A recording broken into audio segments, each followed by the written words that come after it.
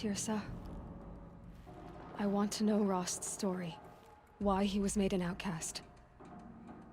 He never told me. Said he took an oath of silence. What did he do? Oh. Yes, that. What crime did he commit? I will tell you if you wish. But it is a long story. Are you sure you want to hear it now? Of course I want to hear it. Tell me. Rost never committed any crime. He was an outcast by choice. What? What do you mean? Many years ago, before the derangement, before the Red Raids, a band of murderous outlanders, 12 in number, struck without warning. At Mother's Vigil, they took hostages, and then pressed on, headed for Devil's Thirst.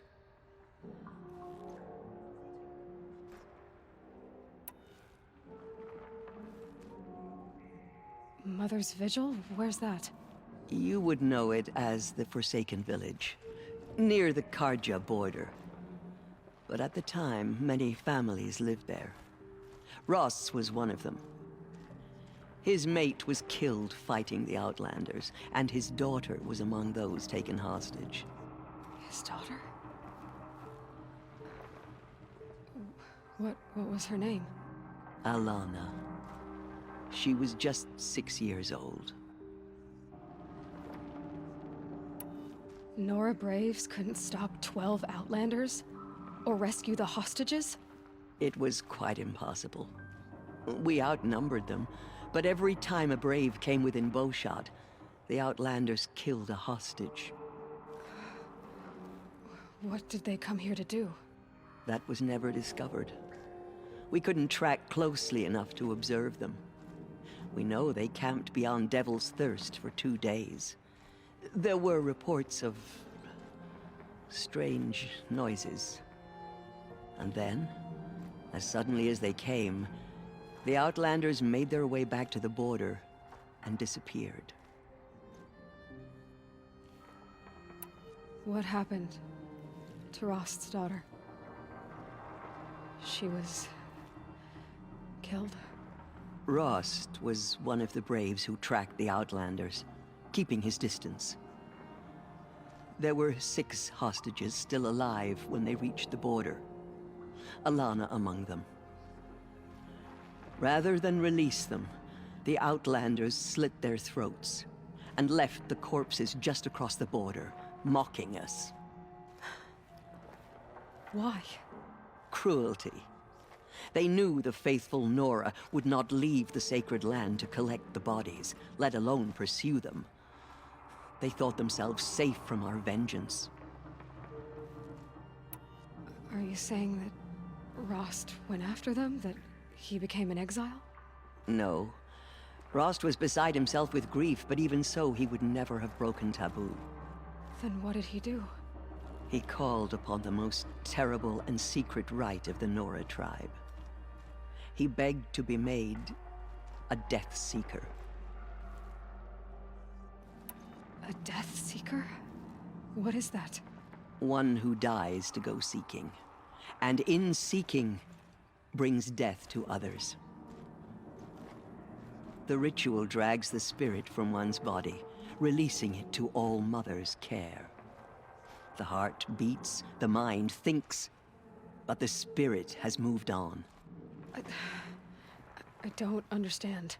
Rost went after the Outlanders, but his spirit never left.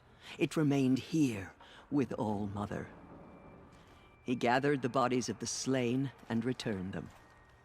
And then he set out in pursuit, not as an exile, but a weapon of vengeance. A barbed arrow shot from a bow, never to return. But Rost did return. Yes. A full year later, and terribly wounded. He collapsed at the border of the sacred land. A hunting party came upon him. He was delirious, in agony. By law, he should have died where he lay. But one of the hunters broke taboo, and reaching across the border, she dragged him to our side. Who was she? A brave who'd lost a mate and 2 sons to the very outlanders that Rost pursued. So, Rost never finished his mission. To the contrary, he killed all 12. Tracked them to disparate places the world over, he said. Meridian, Ban-Ur, the Claim, Utaru land, further even, into the Forbidden West. The last he killed nearly got the best of him. Wounded, he stumbled and crawled back to us, hoping to die as close to the sacred land as he could. He never expected nor asked to be dragged across the border and nursed back to health. That was done to him, leaving us, the matriarchs, in a difficult position. Why couldn't you just welcome him back? Rost had been made a Death Seeker, Aloy. He no longer had any place among the tribe. By law, he should have been driven back out. But we couldn't bring ourselves to do that, so we offered a compromise. You made him an outcast. Yes. We offered to do so on the condition he never speak to anyone of this exception. After all he did, all he suffered, to be declared an outcast was his reward. Rost was overjoyed. He never expected to live another day in the sacred land, let alone the embrace, so close to the goddess. He resolved to spend the rest of his days in solitude, and was happy to do so. But then you found me, and gave me to him. Yes.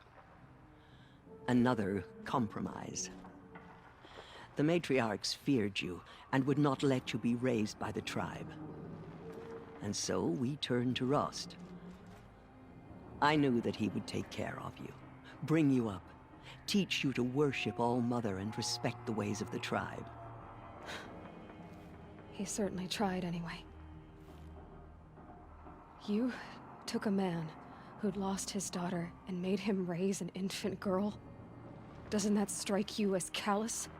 I'm inclined to think the course of events has shown the wisdom of our choice.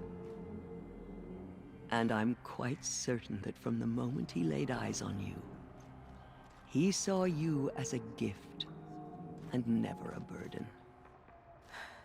All right, Tirsa, that's quite a story. It's time for me to move on. I thank you for doing what you could to help me through the years, and for telling me Rost's story. I wish I could have done more, but I am just one woman. As am I.